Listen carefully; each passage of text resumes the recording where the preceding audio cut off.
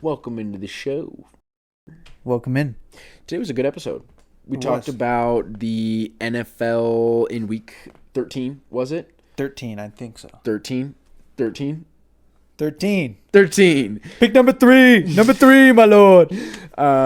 Week 13, we predicted week 14 of the NFL. Yes. And then we got 14. deep in the weeds with the MVP talk and the Super Bowl. I think there's some interesting thoughts in there. We debated Caleb Williams. Was it the right call? Was it not? Whose fault was it? Stick around. See all of it on the other side of this little flash. And Again, don't miss Whitey of the Week. I'm Devin. That's Zane. You're watching Buffet Sports. Catch us on YouTube, TikTok, and Instagram at buffet.sports. See you in there. Yeah, okay, good morning, afternoon, and evening. It's the guy you should believe in. Dropping heat like every season. Underdog like Willie Beeman. Classic like Dom singing. Blasting like bombs ringing. Welcome in, ladies and gents, Buffet boys and girls. I'm Devin. That's Zane, and we just witnessed one of the greatest performances in the NFL history tonight on Monday Night Football. It is December 1st. Let's go ahead and jump in, talk about week 13. So do you want to start with the game? I actually want to start with, we can start with the game. We can start with the game, and then I'll get into my two lists I have here. All right, give me just 1 point about the game. Give me 1 point. I have 1 point that I want to make after watching that game. Please get Levi Wallace off the field. I want Riley Moss to be okay. So it badly. was McMillan. Now it's Wallace. Dude, let me read you his stats tonight. All right, let me read you what this guy led up tonight. 9 targets, 5 receptions, 137 yards, and a touchdown. Riley, please be okay. My great white hope, please. Hey, keep going, Wallace. You'll get there. Jaquan McMillan, I gave him hell last week. Came up with the biggest play of the game to seal it. Pretty much seal it. Yeah. There's a couple different points you could look at, but that was pretty much it. He definitely was concussed. Yeah, for sure. Running on that pick 6. Yeah, he looked like the Undertaker when he gets up. It's just stiff armed. He just got up. You know the meme in SpongeBob Planky? No, I've never watched SpongeBob. Okay, I'll put it up on the screen. You guys know who I'm talking about. The board, the plank from SpongeBob. That's what it looked like. I'll show you what I mean after the show. Okay. All right, my 1 point. Jameis Winston would be the best quarterback in the NFL if he just never threw a pick. Yeah, if he never threw an interception, Jameis Winston would be better than Patrick Mahomes. You cannot change my mind after watching that game. He basically threw for 500 yards and 4 TDs. If he didn't throw 2 pick sixes, and then just 1 regular pick, they would have won that game. He looked insane. He's playing for the goddamn Browns, where Jerry Jeudy's the number 1 wide receiver there. David Njoku can only make spectacular plays. He can't catch a regular floating ball. He's the best quarterback I've ever seen, except for when he throws picks. I don't get it. So that kind of leads me perfectly into my top 6 most disappointing franchises of the year. Oof. Okay. The Browns are on this list. Lower than you'd think, though. We're going to start from the bottom up. Yeah, let's go belly up. So number 6 here. Any guesses to start this off? Disappointing. I've got some wild cards on here that I don't think you're gonna see. I would say, for number 6. For number 6, let's just go Jags. Go Jags for number 6. Jags are higher on the list. So number 6, I've got the Falcons. I'm actually pretty disappointed in them. I thought they were going to be a 12-win team, especially in that division. They've really disappointed, and honestly, the Bucs are the ones that you could argue are argued to be their overachievers. Yeah.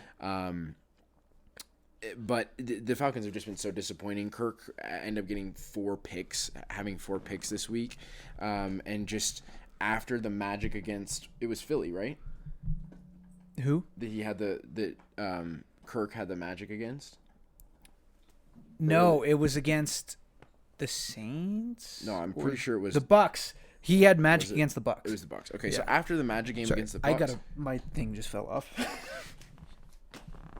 So, yeah, you can keep going. We're going to watch you. Now, quickly, we're going to go through my top 5 or 6, depending on how you look at it, most overperforming teams. Overperforming. Okay. Starting from the bottom up again. Mm-hmm. At 5, I've got a two-way tie, so that's why I say 5 or 6, depending on how you want to look at it. Yeah. I've got the Broncos and Mandos both here. I agree. Rookie quarterbacks, we all thought that what C.J. Stroud had been able to do last year was a golden goose. It was a unicorn. It wasn't going to be able to happen again. We got 2 guys that are doing that right now. And everyone's been saying it's a 2-quarterback class. It's Jaden and Caleb, and it's clearly not. It's clearly a 3-guy class if Caleb pans. Which if he gets stuck in Chicago with, nonsense, I don't know if he's going to. So I've got Broncos and Mandos here. They both have good records. The Mandos have been sort of disappointing over the last couple games, but they stopped their slide this week. Yeah. So that's why they ended up in the overperforming slot here, both led by rookie quarterbacks, both 8 and 5. Yeah. That's why I've got them both here at number 5. Number 4, I could have put this team higher, but I'm more surprised at the other 3 teams that I've got here. Okay. So 4, I've got the Vikings. That was the team I was probably going to put number 1 with Sam Darnold. Yeah. Okay. I had them winning 4 games this year. I can't deny that. Yeah. I think everybody, as soon as they drafted J.J. McCarthy, they're like, well, this season's over for them. Yeah, chalk. So I'm really surprised by them. Yeah. And I'm really, good for Sam Darnold. My one, like I said, the reason why I've got them at 4 is because the 3 teams ahead of them are just head and shoulders. They're actual contenders to me. I don't trust the Vikings in the playoffs. Yeah, I think they don't have a run game. But I think that's the definition of overachieving. Right, but I think there's a little bit of fraudulence. That's why I'm I think there's a little bit of fraudulence, which is why I'm that's what it is. Overachieving as a team, it means you're fraudulent, but you're still winning the games. To me, I would say that the Chiefs are fraudulent, but they're not overperforming. I would say that the Vikings are overperforming but fraudulent. Yeah. Right. So, I like I said, I think these other 3 teams are just far and away not what I thought they were. They weren't going to be at the level I thought they were going to be at. So number 3 here, I have Buffalo. Because I have 3 because I just didn't think that I thought at some point we were going to hit the rut and they were going to start falling off, but they haven't. And especially in this snow game we just watched, they're just ridiculous. Yeah. That's just to be able to put up that many points in that those conditions, crazy. Yeah. I don't really need to talk about it more than that. I'm just blown away at what the Bills are and that Josh Allen without Dayball has kept his turnovers. Dayball and without Stephon. Yeah. So I kind of agree where you're going with that because he's lost a lot. How are they going to do it? I think it really was this is either fall off a cliff or rise to a Super Bowl. Yeah, and I think that they've risen to the occasion, especially Josh has. So that's why I've got him at 3. 2, I've got the Pittsburgh Steelers. Because I thought they were going to be you're giving them a compliment. Pittsburgh Steelers fans are going to be pissed. They're going to be pissed that you're you didn't think the Steelers were going to be this good? No, they had Justin Fields and Russell Wilson. All right. We did not know that Russ was going to put up 400 yards this week. Right. I'm very blown away. Like I said, Russ on his own. I was thinking about just putting Russ at 2. Because he is way overperformed what I thought. Obviously, I'm a Broncos fan. So he's way overperformed. The Steelers as a whole have overperformed. Their offense, despite being this week specifically, really blew me away because I didn't think they had that pop.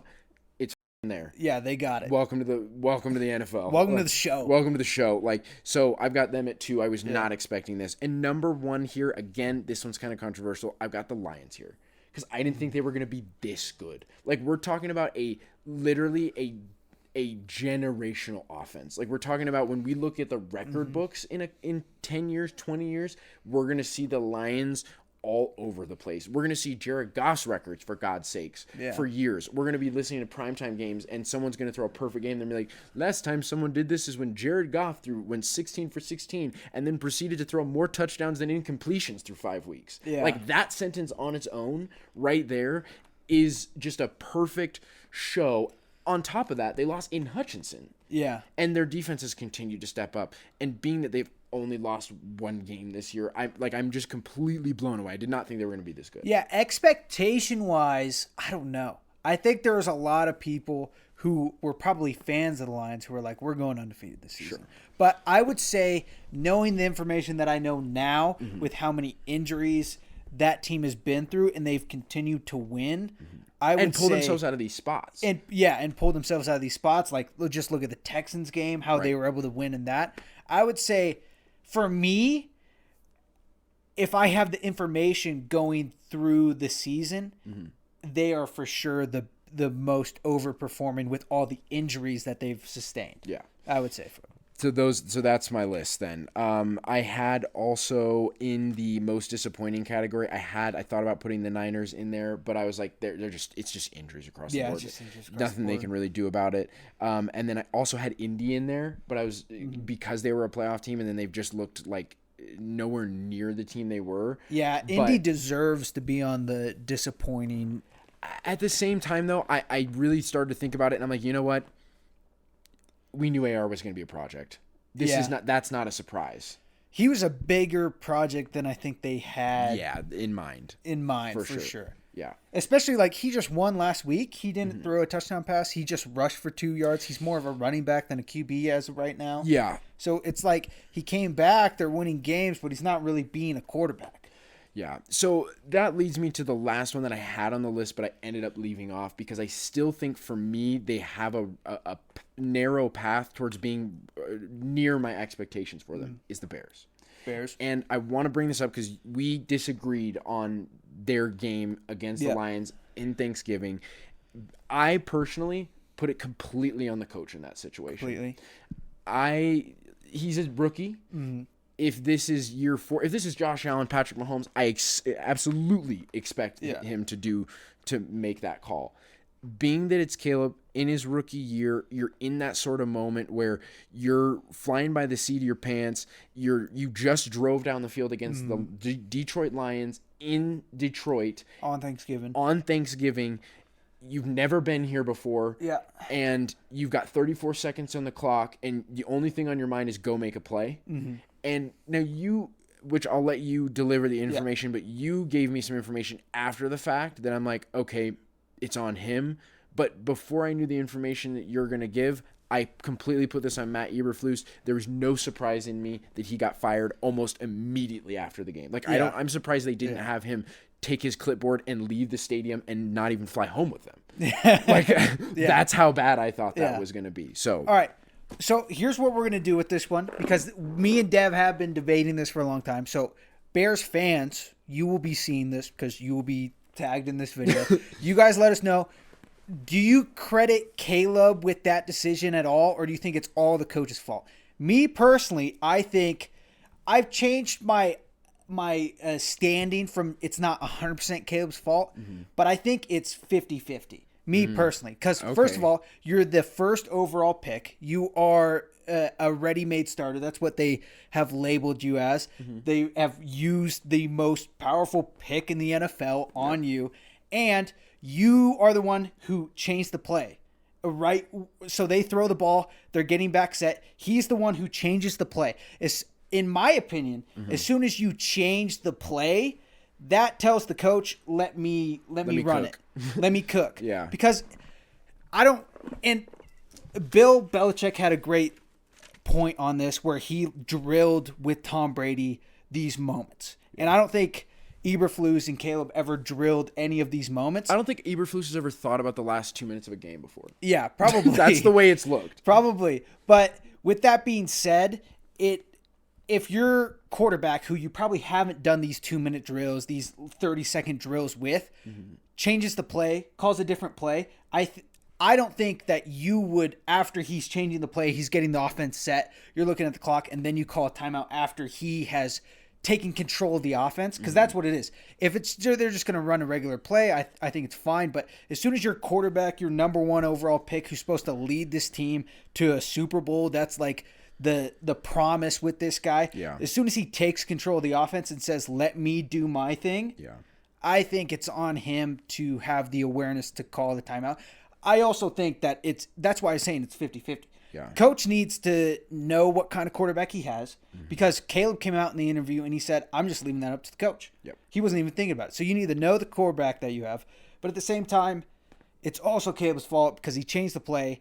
So he's taking responsibility for the next play and the drive and whatever's going to happen, but then he doesn't call the timeout and then Here's my argument with it, and I thought about this for a long time. Okay, so he gets sacked. It's 2nd and 20 on the Detroit 35. Yeah. We're well within field goal range. Yeah. To me, the reason why I say this isn't even, I don't think Caleb should have even been in the position to make the call. That's the problem. Well, I think that as soon as he gets sacked, it's a timeout. Because look, it's 2nd and 20. You get the timeout. Okay. Yeah. You got 34 seconds on the clock. That's enough for 3 plays at minimum. Well, you don't have any timeouts. I understand that. 3 plays. Mm-hmm. You're on the 35. So you're in field goal range. If I'm Eberflus, I'm calling the timeout immediately because then at the very least, I have 3 downs. Well, I've got 2 downs. Mm-hmm. And there's a couple different ways you can go about it. To me, the immediate one and the most likely one is, okay, you call the timeout and you get your guy over there and you look Caleb in the eyes and you say, don't take a sack, don't throw an interception. If there's an out route of 7 yards or less, take it. Otherwise, throw the ball away. Mm-hmm. Then we get a field goal. Yeah. And that's 3rd down. Now we get a field goal on 4th down. We're on the 35. Yeah. We've got a shot. If not, if he does complete a ball on 2nd and 20 and they get 7 yards and that's 3rd down, you still have it and they get out of bounds. You still have a shot. Even if you don't, you have 34 seconds that if you have, like, now again, this comes into consideration. Have they ever drilled this before? I don't know. But 34 seconds, you get an out route where maybe he's down on the outside of the field to get the ball into the middle of the field. Like, the 2 different things should be going on.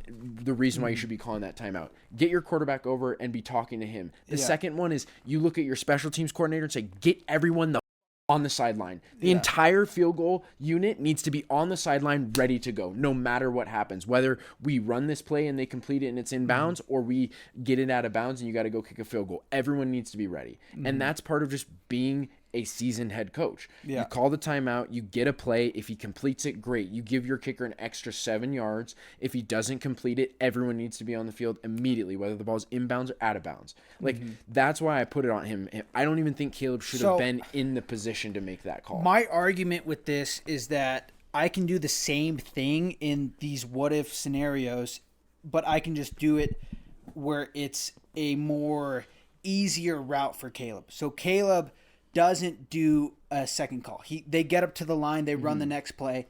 It's either an incomplete pass, which stops the clock, or it's a pass inbounds, or like wherever, like 5, it could be 3 yards, and then they can call a timeout. Either way, if you just get up and run the ball, like the argument here is like, this is the plan to succeed. But there's also a plan to succeed where they don't call the timeout right Sure, I get that, but I'm saying that's why I put it on the coach, because at the end of the day, he's not the on plan the that the coach had was to run a play, and then Caleb called a different play. Everybody had trouble getting set, which took up a lot of time, and then you get that deep ball. But that's either way though. That's the thing, is even in that scenario where you're seeing, if Caleb decides to call a different play and he's running around and no one's set and you're seeing clock just start draining, you gotta have the brain to go, we're about to lose this game. Let me just call a timeout. Again, you're on the 35. Yeah, it's not like you're on the 50 where you're like you have to get another play off. If he's running around and he's trying to get people set, and by the way, you're playing indoors, so it's not like you're playing in Green Bay where you're kicking into the wind or anything. So a 40-yard field goal is completely feasible for Santos. So in that scenario, even in that case, like, again, I don't disagree with you. I put it like 50-50 on Caleb, being that he decided to change the play. I agree with you on that, but still at that point, 6 seconds to go on the clock, and we're just finally getting set. As the head coach, you gotta call a timeout. Like, even if you're like, we're still gonna run a play to try and win the game, if you're still like that dumb to be like, we're gonna win the game, we're gonna throw a deep ball, still call the timeout. Like, and like, I just can't. It makes me so infuriating just like watching that. Like, it was just like, even though I was rooting for the Lions, I'm just like, that was just incredible. It's just incredible, just like for both of them, just like the no brains in it. So what do you guys think? Is it Caleb? Is it Eberflus? Is it 50-50? Let us know down in the comments. Here, we just talked about rookie QBs. So Yeah. I have another question. We just put out a video about Bo Nix and Caleb Williams. If they swap places, who would do better? Okay. So now let's do all of the rookies. Okay. Every rookie that got drafted to a team, every rookie QB, if they could swap to a different team with that head coach, who would be the best rookie in the NFL as of right now? And Spencer Rattler. Spencer Rattler going where? To the Broncos. To the Broncos? Spencer. I think it's so hard because we don't really know what Michael Penix is. Yeah, we don't. We don't know what he is in the NFL. But that's the thing too. Do you think that like Caleb could beat out Kirk in the preseason? Do you think that's a possibility? Oh. Or no? Yeah, Then yeah. they just sit there. Yeah. Because then you're giving Caleb Kyle Pitts, Bijan, Drake London, Darnell Mooney. Yeah, but you're still in kind of the same situation where you've got Yeah. a defensive head coach. I don't know. There's a lot of different ways to look at it because you look at Caleb, he's got the weapons, but he doesn't have the coach. You look at Jaden, he's got a defensive coach, but he's got the right offensive coordinator. And He's got weapons. You look at Bo, and he's in the best situation. Rattler is we don't know really, and Michael Penix we don't know really. So I'm taking those guys out. Yeah. So basically, we're looking at Drake May, Bo Nix, Jaden Daniels, and Caleb Williams. Yeah. Who would be the best right now? And on what team? So I'm figuring you're thinking Sean Payton. Who would be better with Sean Payton? I think that's the way you're going with it. Yeah, because I think that's the best. Because I think I'm taking Drake May out because he's still a little too unpolished. Yeah. Even in the like he's slinging the rock, and that entices me of like the way he's slinging the rock. But there's still some things that I think would drive most of those other coaches crazy. Yeah. But because it's the Patriots, it's like okay, whatever. He's just making plays, so I'm taking him out of it. I think that Caleb and Sean wouldn't work because now I don't know because Caleb hasn't really been a diva since he's been in the NFL. Yeah. But I think there's a little bit of pouty kid in there that I don't think would sit well with Sean. And I would say probably Jaden with Sean. Jaden with Sean. But at the same time, Jaden's kind of in like his own perfect situation because he's got Cliff. Mm-hmm. Like I think it fell. I think. What about like Caleb with Cliff or Bo with Cliff? You know. I don't think Bo with Cliff would have worked. Well, actually, I don't know. Maybe it would have, but just give me your balls pick. Who do you think would be the best with what coach? Give me a balls pick. I think Bo's the best rookie in the league I think he's the best rookie in the league on the Broncos. That is a balls pick. I got something spicy. Okay. It might be a hot take. I'm not sure. Drake May with Kevin O'Connell. And we talked about it. Oh. Me and you talked about it with J.J. McCarthy there. Oh. Would another rookie be able to beat out Sam Darnold in the preseason when we don't know what Sam Darnold is in that system? No, you know what? I'd take it back. If I could put Jaden Daniels on the Vikings. Yeah, with Justin Jefferson. Yeah, that would be – everyone would be cooked. That's why I asked you about that because that's a sneaky pick that not a lot of people are thinking about. I forgot that JJ went to that team. Yeah, is that there could have been a potential for one of these rookie quarterbacks to be with Kevin O'Connell and Justin Jefferson. To slip, yeah. And then all the other weapons. They've got Jordan Addison, Hawk came back. That defense is insane. Yeah. I mean, that might be a SuperBowl appearance if you get the right guy. Bo wouldn't work for that offense because you need arm. Bo's got arm, but not that kind. And like, I'm going with Drake because Kevin O'Connell's ability to develop a QB. And right now, the only downside to Drake is the interceptions, and I think I think there's more than that because we forget that Sam has been in the league for 7 years. Yeah. That's true. So even though he hasn't been great, there's a lot of polishing that's been going on, and he was in the Niners system last year. Yeah. So I don't think that we'd be seeing the Sam Darnold season from Drake. May. No, I think Jaden Daniels in that offense would go crazy, would go insane. I'm just thinking of guys who don't really utilize their legs that much. But that's the thing. I think Sam can. Yes. But he he can, but it's not a part of their plan. No, it's not a part of their plan. Sam is really athletic. He's athletic in the pocket and extending plays, but he's not a scrambler. Yeah. So that's why for me, if you put Jaden Daniels in that, it takes an element off of their running backs and puts less stress on Aaron Jones. I think he could be better, which is why I would like to see him more than Drake. What do you guys think? Yeah. What rookie QB would do best on a team that had drafted a rookie QB this year? If you could swap them and swip them, swip? If you could swap them, who would be the best? I think me and him both think whoever's on the Vikings would do the best. No. We forgot. What? The best, Caleb on the Dolphins. They didn't draft a rookie QB. Oh, we're just switching rookie QBs? Yeah, just rookie QBs. I thought we were just... No, just rookie QBs. Never mind. So this one is...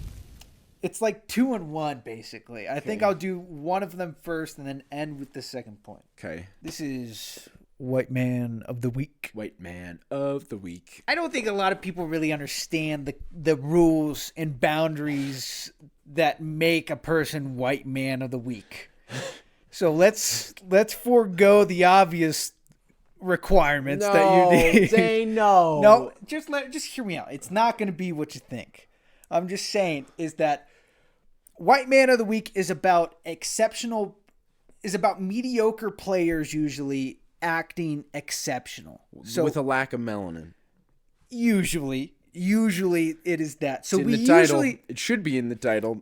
We try to get away from QBs a lot of the time because usually QBs who lack melanin do pretty well in the NFL. That's just how the history goes. I don't know why. But this week, there was a guy who was so good that he had to make the list. I think this is the first time I've ever put him on the list. And I don't know how he slipped this list for so long.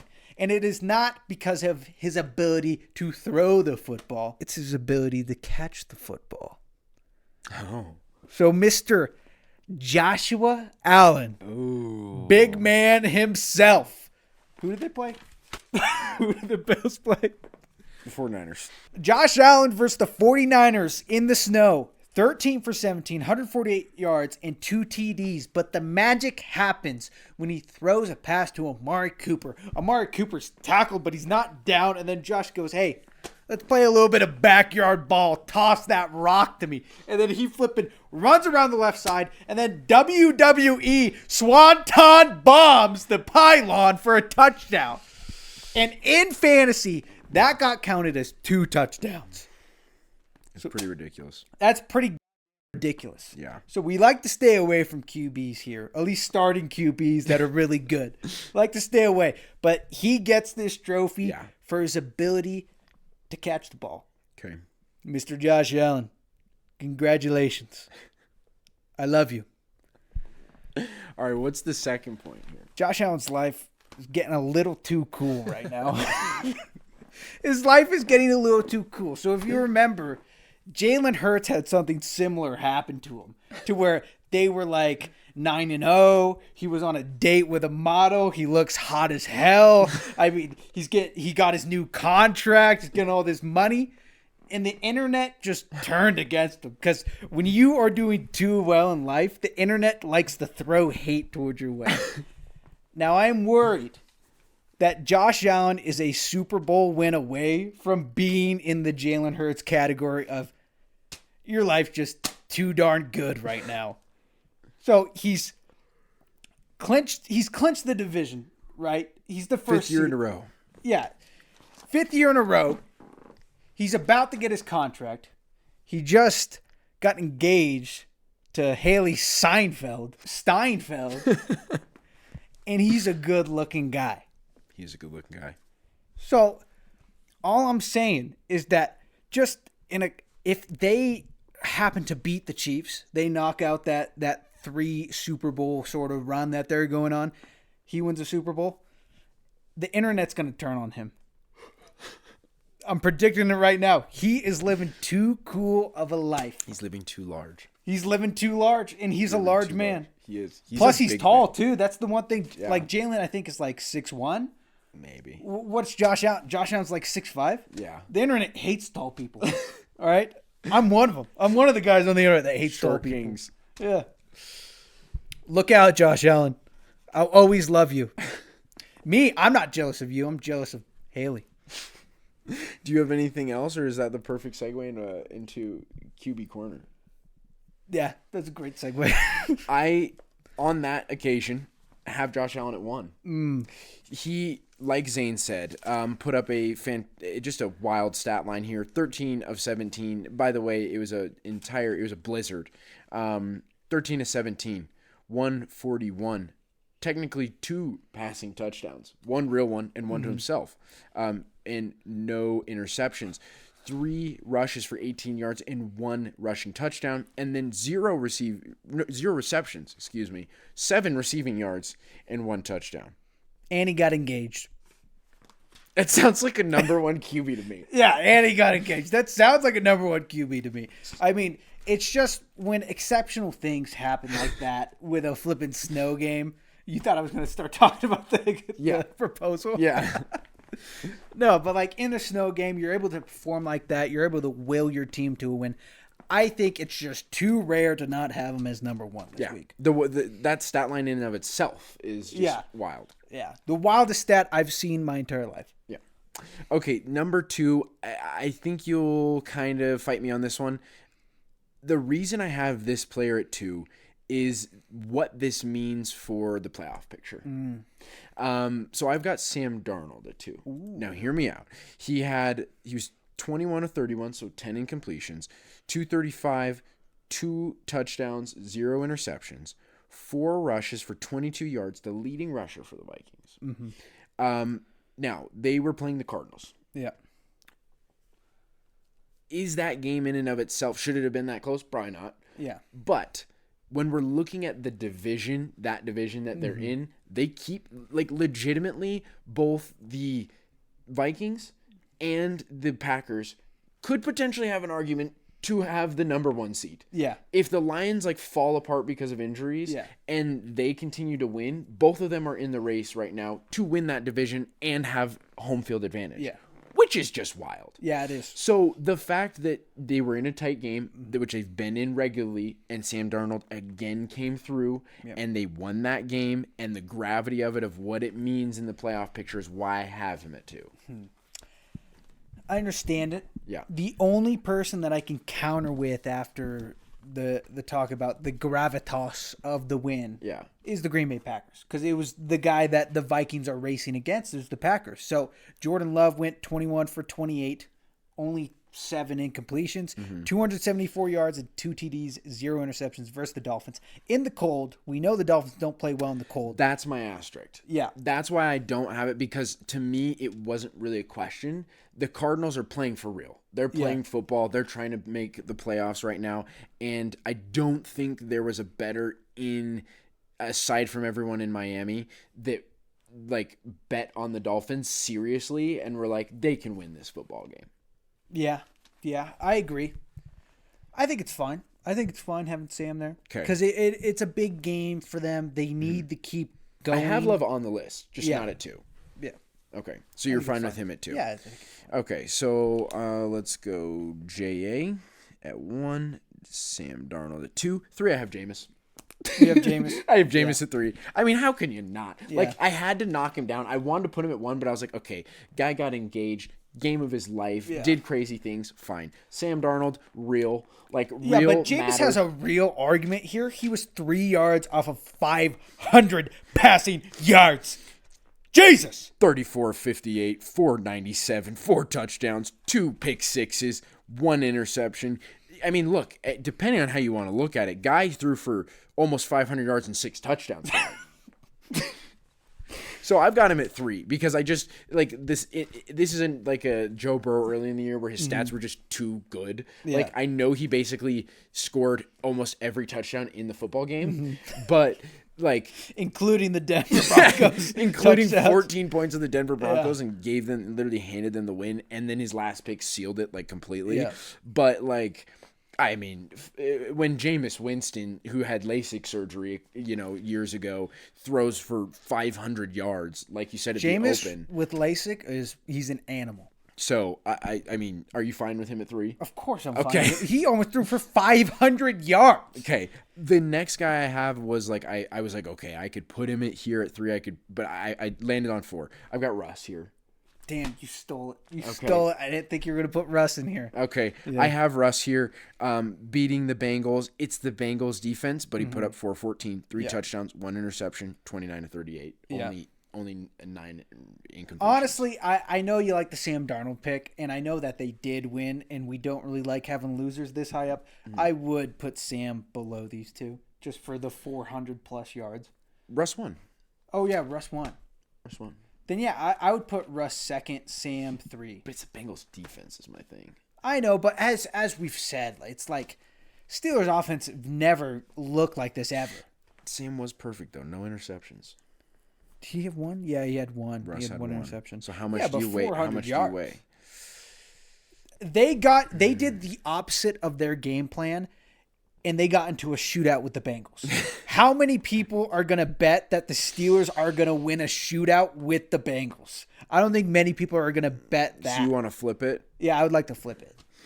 Russ it too. Yeah, because I think being able to outscore the Bengals when your defense isn't able to stop them is incredible. I'll go with it. I don't love it, but I'll go with it. We'll put Russ at 2. I have a hard time just in my bones putting him any higher than 3. I just don't enjoy him. Okay. I mean, I think this is the best game of his season. Yeah, I hate that it came against the Bengals defense, but fine. Okay, so then at 5, I've got J.D. Daniels here. They stopped the slide. He only had 5 incompletions. He's 25 of 30, and 206, 3 touchdowns, no interceptions, 9 rushes, 34 yards. 1 interception, 9 rushes, 34 yards, 1 touchdown. It's the Titans. The Titans defense is kind of middle of the road, but they've been sliding. He has a confidence game, gets them back on the horse. 5 incompletions is pretty damn good. Yeah, 5 incompletions is really well. I don't know how you're going to feel about this one. I have Patrick Mahomes. No, both are... I can't. I have him on the list, but it's the Raiders, dude. It's the Titans. I know. Like, the defenses cancel out in this scenario. I know, but also, I mean, Pat threw for 1 touchdown. It's 300 yards. Against the Raiders. Yeah, and your guy did it against the Titans. They're my Titans. I know how bad they are. Okay, but he had 4 total touchdowns. Yeah, in total, yes. 4 total touchdowns. He had 3 passing touchdowns. All right, so that minuses it out. I'll give it to you. Okay. It minuses it out. He still has 3. Basically, if we minus Patrick's on top of that, so yeah, he still has more. How many yards? 206. 206, so 100 less, and 5, but only 5 incompletions. Yeah, I like it, but at the same time, it's also an entire football field. Pat had 20 incompletions and 1 touchdown against the Raiders defense. You keep saying that it's the Titans. You guys let us know. So we're gonna give touchdowns to 1 though. We're gonna give it to him. Okay. You guys let us know. Patrick or Jaden this week? Who do you think performed better? I'll get into Pat where I have him, but okay, at 6 is where I have Jordan Love now. 21 of 28, 274, 2 touchdowns, no interceptions. I forgot that I left him down there. I don't know, because we just talked about completion ratio. That's only 7. It's only 7 incompletions. I don't know if I like him this low. Do you like him that low? Yeah, because, I mean, Josh did crazy things. We've got Russ with 400 yards. We've got Jameis with 500. We've got Sam Darnold with that's the Balls 10. Pick. That's the Balls pick. And then we've got Jaden with 4 total touchdowns. Mm-hmm. And then Love against the Finns defense. Like, I just discount it because it's the Finns. You discount it? Okay. Then we'll put Jordan there. All right. After Love at 7, I have Geno. This is another Balls pick. They played the Jets. Mm-hmm. So you can there's other guys that I could put above him. The next guy I kind of just want to put above him. But they played the Jets. It's kind of an important game in terms of they're leading the division now. Yeah. 20 of 31, 206, 1 touchdown, no interceptions. So now that we talk about the Dolphins playing in the cold. Mm-hmm. Tua still had a great game in the cold versus the Packers defense. Yeah. 37 for 46, 365, 2 TDs, 0 interceptions. I can go with it. I just left him off because they lost. They lost it, yeah. But I'm fine with it. Like, in terms of the defense, it's a much higher difficulty defense, and he's freezing his balls off. Yeah, he's freezing his balls off. And he's got the same amount of incompletions with a football field and a half and another touchdown. Yeah. So if you want to put Tua, I'm fine with Yeah, that. I like him there. Now, before we write Tua in at 7, at 8 I have Bryce Young. 298, 26 of 46, so not pretty. 1 touchdown, no interceptions, 3 rushes, 17 yards, and a rushing touchdown. And they lost that game basically because Chuba Hubbard fumbled. Yeah. Yeah, they did. So what do you think? Do you think... It means more for Bryce. Mm-hmm. It's a more difficult game for Tua. So I'm fine with Tua at 7. And if you want... I'm fine with Tua at 7. Yeah, I like Tua there. Give me Bryce's stats one more time for 8. 26 of 46, 248, 1 touchdown, no interceptions, 3 rushes, 17 yards, 1 rushing touchdown. Oof. Okay. How do you feel about this? They played the Chiefs. I have Aiden at 9. You have Aiden at 9? Yeah. Okay. He had a great game for playing the Chiefs defense. Yes. By the way, this is the most passing yards that anyone's put up on the Chiefs. Really? Yes. Dude, the Raiders have their number. 340? 340, 2 TDs, 1 fumble. But that was it. And look, the reason why I've got Pat at 10, which now we're here so we can talk about it. The reason I've got Pat at 10 is because they were supposed to lose that game. Yeah. Like, they were supposed to lose that game. Yeah, they were. There was a very obvious call at the end of the game that didn't happen, and they were supposed to lose that game. I don't really there's so many instances in which they're supposed to lose that game that at this point, it's luck. I get it. We talked about it last week. I'm so unimpressed with the Chiefs. Yeah, I am too. Blow a team out, please. Yeah. Blow anyone out. If you are the best team in the league, blow a team out. That's why I'm I was really confident about them this whole time. They're winning games. games. You know what it smells like? The Carolina Panthers when the Broncos beat the shit out of them in the Super Bowl. That's what it smells like. It's because it's I bet if we look back at that Panther season where they went perfect, you start to look at it and you're like, ooh, that's fraudulent. That's fraudulent. I don't like that moment. That seems weird. The Chiefs are starting to bicker and bitch at each other on the sideline. Now, I know this has nothing to do with Patrick Mahomes, but I'm just so unimpressed with, I'm impressed because they keep winning. I'm unimpressed because it's the Raiders. You should blow this team out. The Broncos blew the Raiders out. Yeah.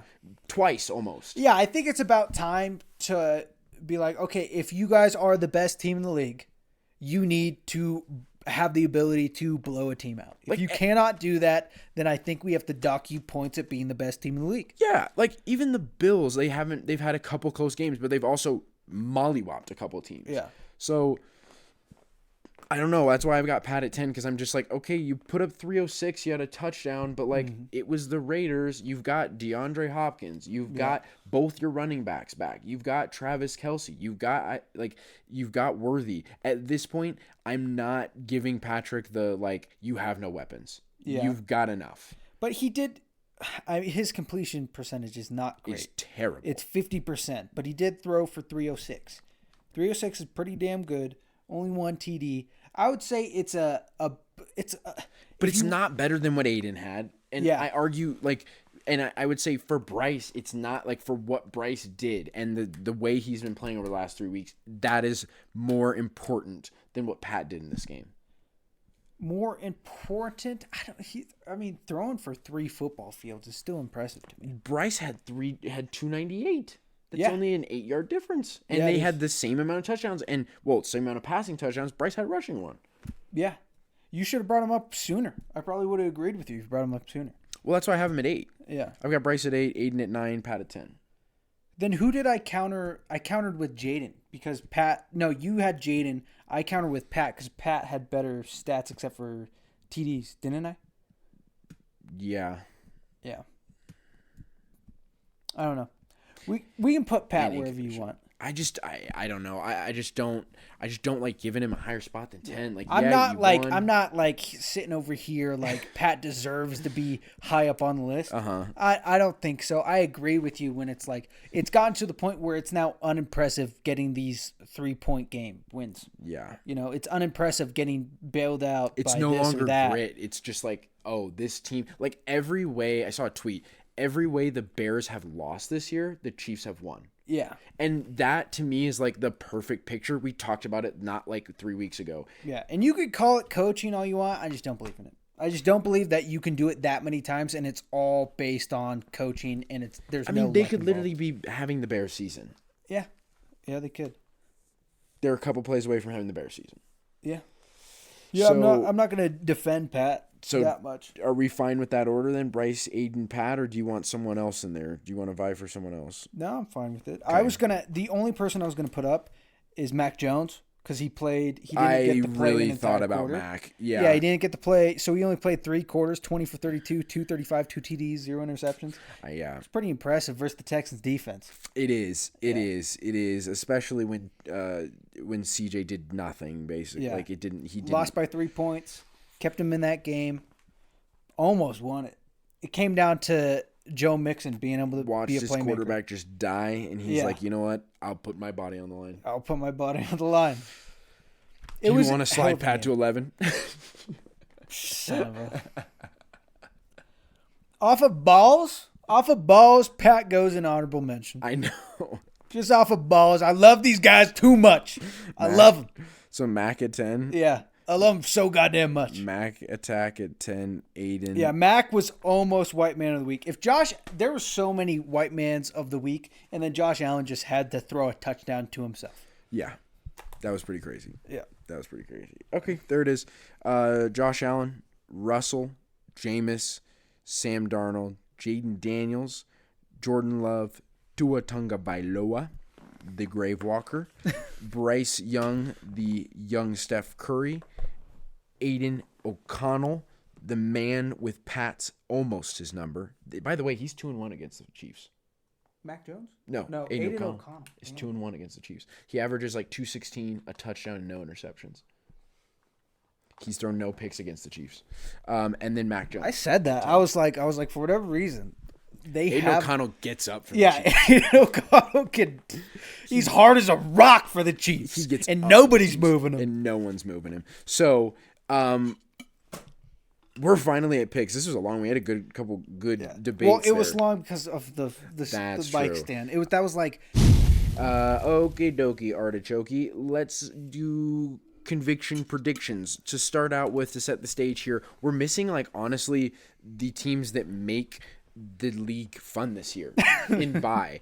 We've got Denver, Indy, New England, Washington, Baltimore, Houston. Jeez. All on bye this week. I had a hard time picking outside of the primetime games. Mm-hmm. There was one game that I was have to talk about it, and then outside of that I was like, are we going to talk about the Cardinals again? No. Actually, we can't talk about the Cardinals. It's not going to be anything nice. Yeah. So we start on Thursday night. We have the Packers visiting the Lions indoors. How do you feel? I'm sorry, Lions fans. I'm going with the Packers. Oh, dude. I hate you because I was going to do a sneaky pick and go with the Packers. But just feels like it's the time. I feel like there's a lot of injuries. It's a short week for both of them. Mm-hmm. But I don't feel super confident if I'm the Lions coming off of a win where we basically won because both Caleb and his coach don't know that they're playing in an NFL game. Yeah. Whereas the Packers went into Lambeau, took care of business, played a good game, walked out. Everyone walked out healthy. Mm-hmm. Jaden Reed had a good game. He's been kind of all over the place. They're starting to fall into form here. And so I feel really good about that. Okay. I want to go Packers in this. I'm very 50-50, but I was going to go Packers because I think it's a 50-50 game, and I didn't think you were going to go Packers. But like I said, I'm 50-50 on it. So just to get ahead of you in the scoring, I will go Lions. I do. You're not going to invoke the curse on I'm the not Lions. going to invoke the curse. I do think it is a 50-50 game, even though they've had all these injuries. Yeah, it's indoors, too. That's the thing that scares me about the Packers, man. They're able to do this, and you put Jaden Reed in the open field indoors. Yeah. Oh, it doesn't feel good. But here's the thing about the injuries is they've been having this struggle throughout the season. Mm-hmm. They've been able to adapt and overcome with all these injuries, and they haven't really sustained another Aiden Hutchinson level of an injury. Yeah. And their offense is completely fine. Oh, I'm going to knock on wood there. You just... Oh, yeah. That's on me. So the Lions are going to lose because of Percy. Holy mercy. But I will go Lions. Okay. I do think that the injuries aren't going to be that big a deal. And I have heard that they have signed a couple of guys off of practice squads this week that they like. Yeah, I don't like picking against the Lions with them being 11-1, but it just feels right that we're going to have drama down the line in that division, especially in this week here where both teams, it's just, yeah. Yeah. Okay, Sunday night, we've got Chargers-Chiefs here. Fuck the Chiefs, I'm going the Chargers. I'm so done. I'm just so done. Like we talked about, blow a team out. And I know that the Chargers are shorthanded. They've got J.K. Dobbins looks like he's going to be going on IR. It doesn't make any sense to pick them in this spot. We just saw Aiden O'Connell throw for 340. I think the Chiefs are starting to wear down here some. The Chargers can make it interesting, potentially at taking a swing at the division if the Chiefs start slipping here. So I'm going to take the Chargers here. I'm so tired of going with people that I think are going to win, and then we watch the games, and I'm cheering for the other team. Yeah. I'm so tired of doing that. I know for a fact when I watch the game, I want Jim Harbaugh and Justin Herbert shooting ropes all over the goddamn field. I know. So I know we're evicting the curse. I don't care. There's no way I'm going to watch that game and be like, yes, I want Patrick Mahomes to win another one by 3 points. I know. That's not what I want. I can't do it. Give me the Chargers. Give me Jimmy, the Jimmy Johns of the... I don't even know what I'm saying. Give me the Chargers. Yeah. Okay. Bengals, Cowboys. This game scares me. The Bengals have just burnt me so many times this year. So many times. I just don't believe in the Cowboys. I just don't believe in them. And it's in Dallas. They play terrible at home. Yeah, they do. They did pick up their first win. They're no longer the only team in ball history to not have a win at home. The Bengals are just I don't like going either way, but I trust Joe Burrow more. You do. Okay. So I'm going to take Joe. So again, I just talked about picking against guys that I want to see win. But I have to do it for this one because the entire Cowboys defense is back. They look incredible. They're going to be passing the ball. De'Aaron Bland is back. Trevon Diggs is back. Micah Parsons is back. We know how the Bengals' line is going to be. I think that they get another win at home. They show a little bit of life. Cooper Rush has been playing pretty fantastic over these past couple of weeks. Am I going to be cheering for the Cowboys? No, I am not. But I think based on matchups, I think they can pull this one out. You know what I'm really worried about, and I have just like the worst feeling about this, is that this is the game that Joe Burrow gets hurt. Going up against Micah? Yeah. It's like a blindside. He's throwing the ball, and we get like a Brock Purdy injury last year. Okay, we can't knock on wood. I'll knock on wood. Stop. I barely even knocked. No, I have a bad feeling about this game, and it just seems like everyone's disheveled. And Why? What are you doing right now? You were setting us up. You're setting us up right now. Stop. I picked the Bengals. I know. I want them to win the game. Oh, he tears his MCO. Yeah. Oh, what are you doing? What am I doing? Yeah, okay, let's move on. Move on. Okay, we got Seahawks, Cardinals. We've talked about the Cardinals like 6 weeks in a row, but when you hear the other games, you're going to be like, oh, okay, it makes sense. This is the only relevant playoff game that we're getting in this. So, like, Seahawks, Cardinals, they're battling for the division. Cardinals are 6-6. The Seahawks are 7-5. I got to go with my Cardinals. Oh, you're going with your Cardinals. So, like, I don't believe in Geno Smith. Like, in these spots, like, he showed up against his old team. Congratulations. But he's a pick machine this year. I'm not saying I don't believe in him in general, but he's just been a pick machine this year. And Kyler has had a couple of down games where he hasn't, like, popped off. And so we're due for one. So I'm going to go Cardinals. Oh, God, I hate this. I hate that I have to pick these guys. We watched the Cardinals. I now have a new sort of understanding why Marvin isn't involved in that offense. And it's because the Cardinals just don't need a first pick overall deep threat. They do not need one. What Kyler loves doing is throwing quick outs, 5-yard slants. He loves only to Trey McBride. To Trey McBride. And then he loves Michael Wilson when he goes deep. He does not like Marvin Harrison Jr. Like, they don't need a number 1 overall pick. So you're going to pick the Seahawks? No, I'm going to pick... This thing on. Kyler, throw the fucking ball to Marvin. Please.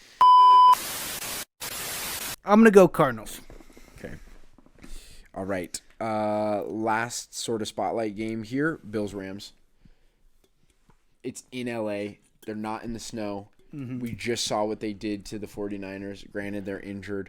The Rams are brittle. Are you just describing Matthew Stafford right now? I'm describing Cooper Kupp.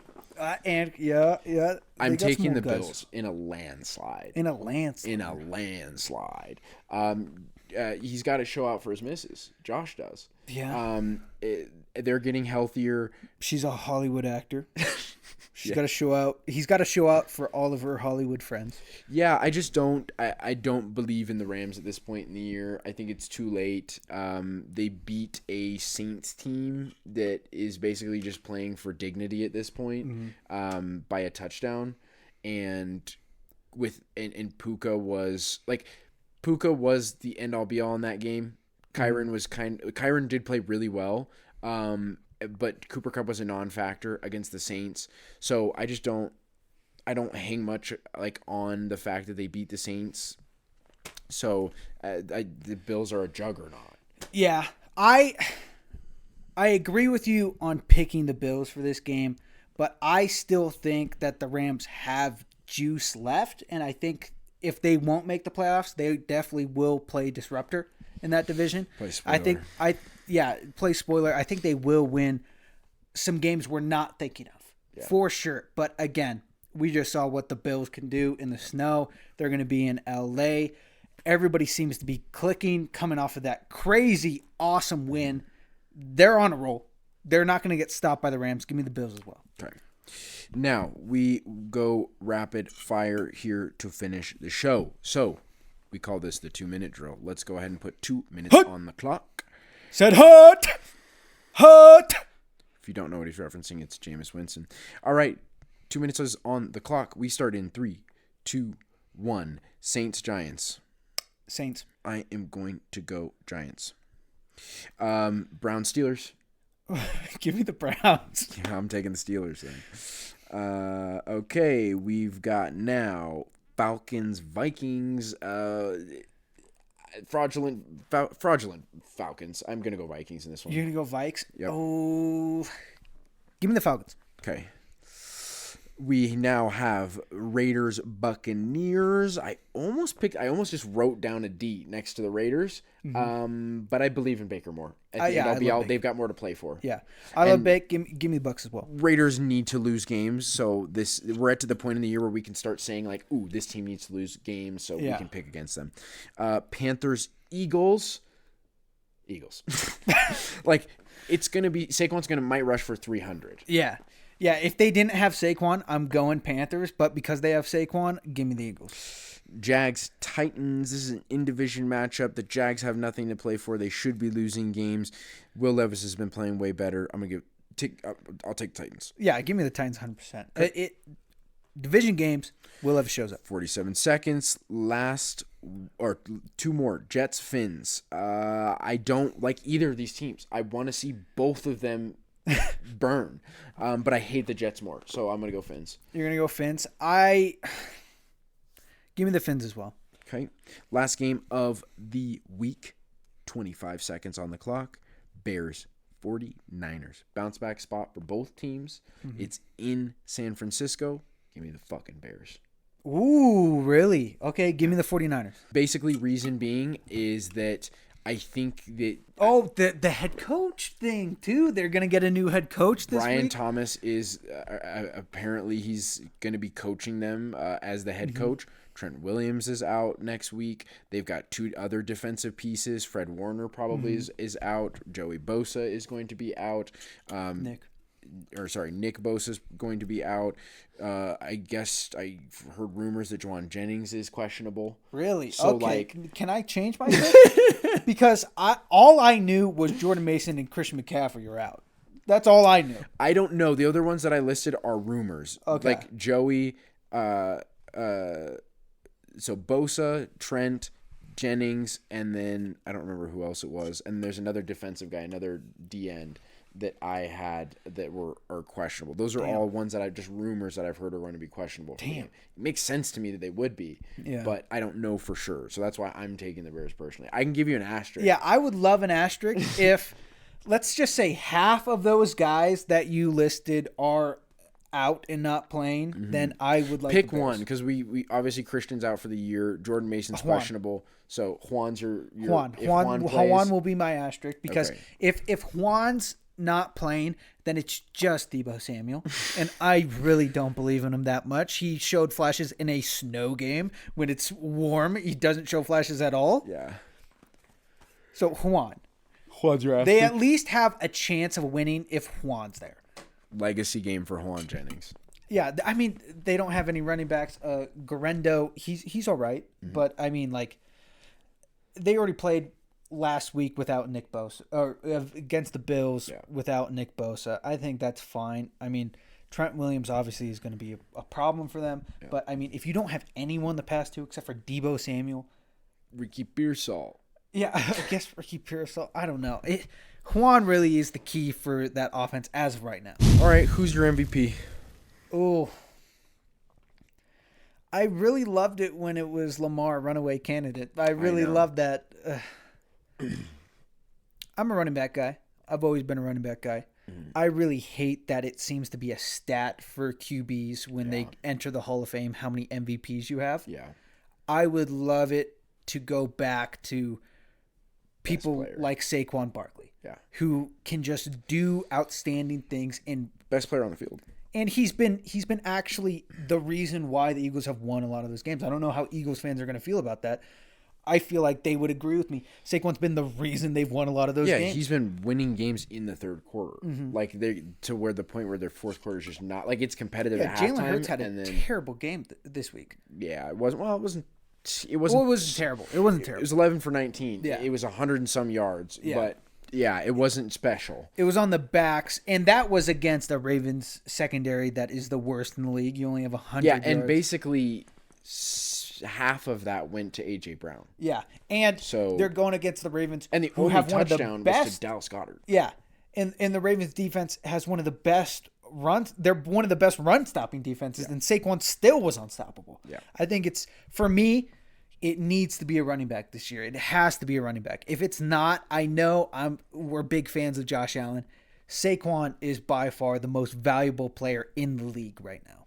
I unfortunately have to go Josh Allen here for the storyline.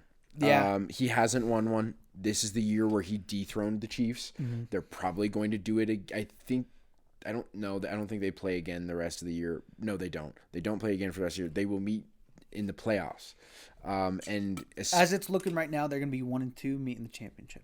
Unless the Chiefs slip. Yeah. Which I would love to see the AFC have to go through Buffalo. So are you thinking that the Bills beat the Chiefs in the playoffs?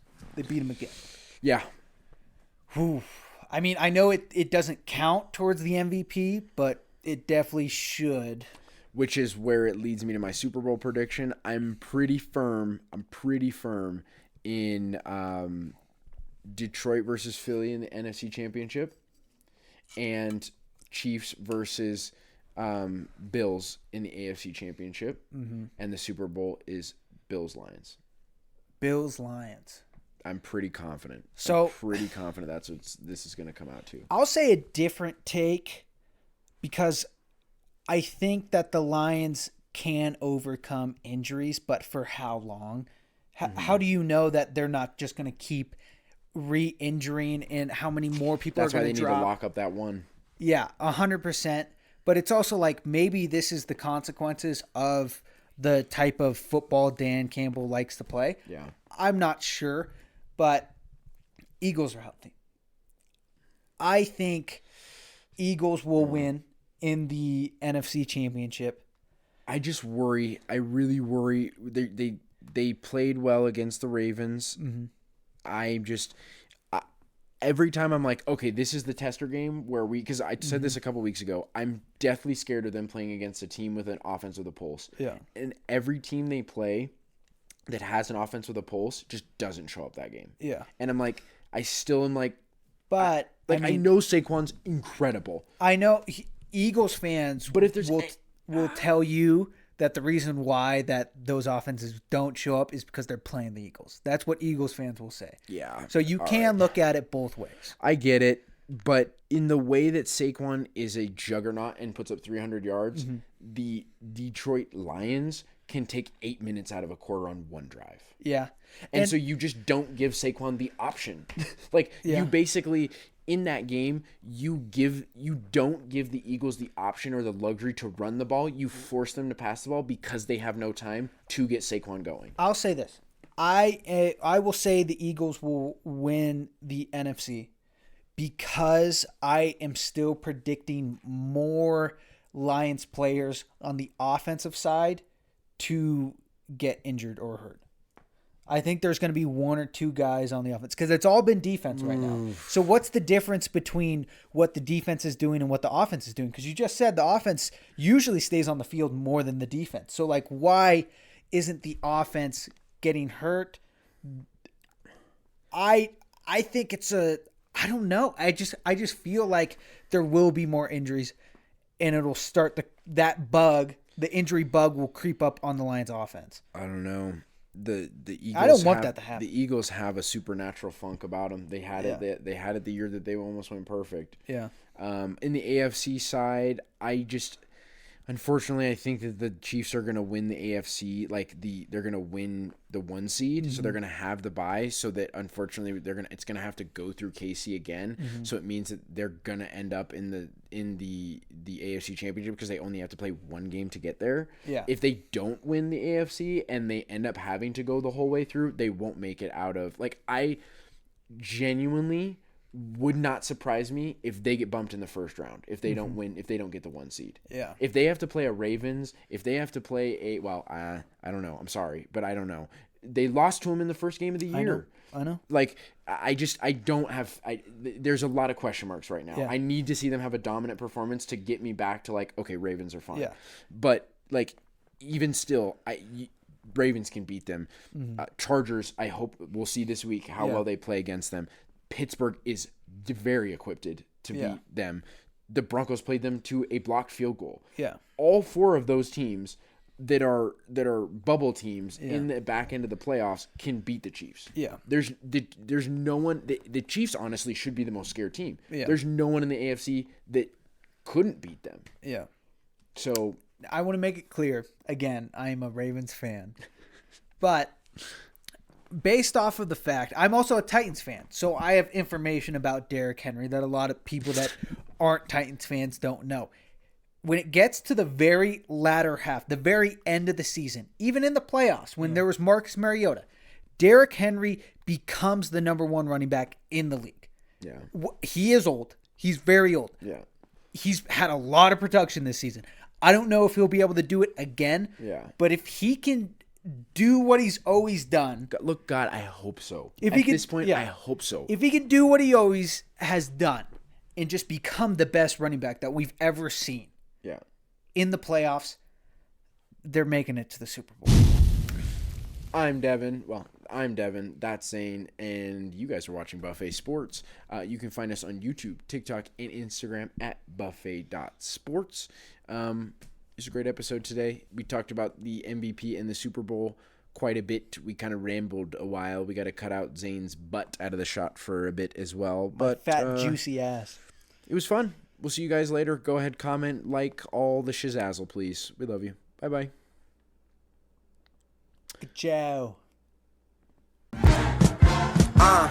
Yeah, okay, good morning, afternoon, and evening. It's the guy you should believe in. Dropping heat like every season. Underdog like Willie Beeman. Classic like